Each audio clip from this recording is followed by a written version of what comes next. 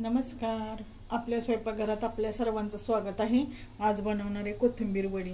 तर इथं कोथिंबीर चांगली स्वच्छ धुवून निथळून मी अशी बारीक चिरून घेतलेली आहे. तर याच्यामध्ये तीळ टाकून घेते.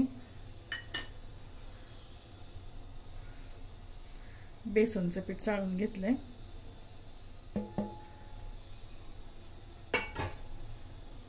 आणि ज्वारीचं पीठ.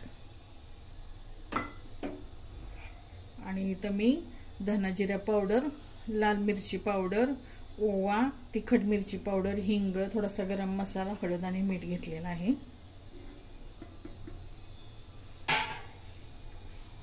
आणि ह्याच्यात मिरची, आलं आणि लसूणचा ठेचा आहे. आलं उगाच थोडंसंच आहे. आता थोडंसं तेल टाकते मी ह्याच्यात. ज्वारीच्या पिठामुळे वडी अगदी खुसखुशीत होते. आता हे सगळं मिक्स करून घेते.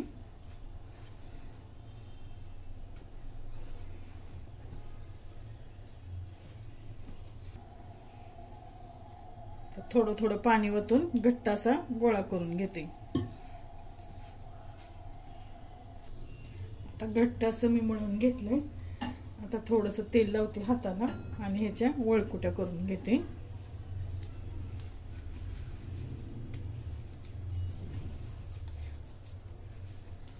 चिरा पडून द्यायच्या नाहीत.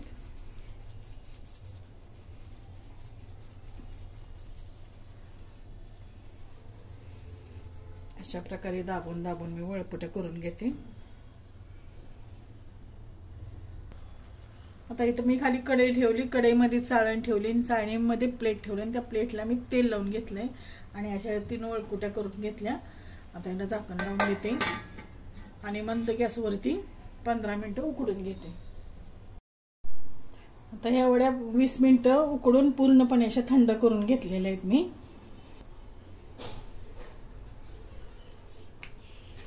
हे बघा, आता असे ह्याचे सगळे मी असे काप करून घेते. या साईजचे सगळे काप करून घेते.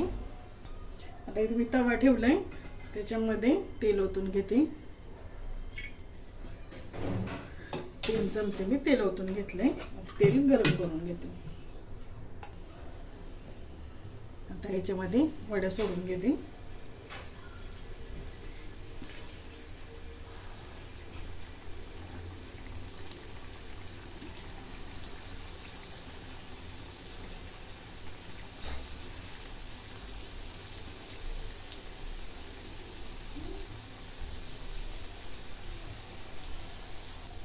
आता गॅस मी मध्यम केलाय. मध्यम गॅसवरती एक बाजू पूर्णपणे तळून घेते.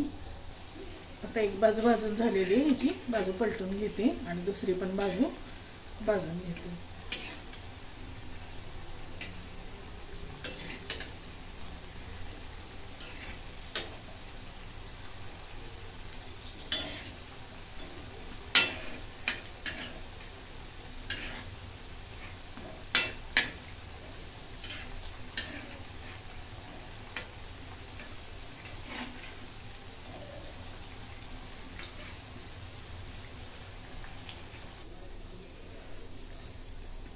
जसे जशा तळेल तसे मी अशा कढईला लावून घेते, म्हणजे सगळं तेल त्याच्यामध्ये पुन्हा येतंय.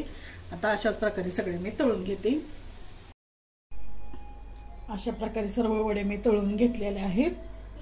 पारंपरिक पद्धतीने केलेल्या वड्या. तुम्हाला जर आवडल्या तर लाईक करा, शेअर करा, सबस्क्राईब करा. धन्यवाद.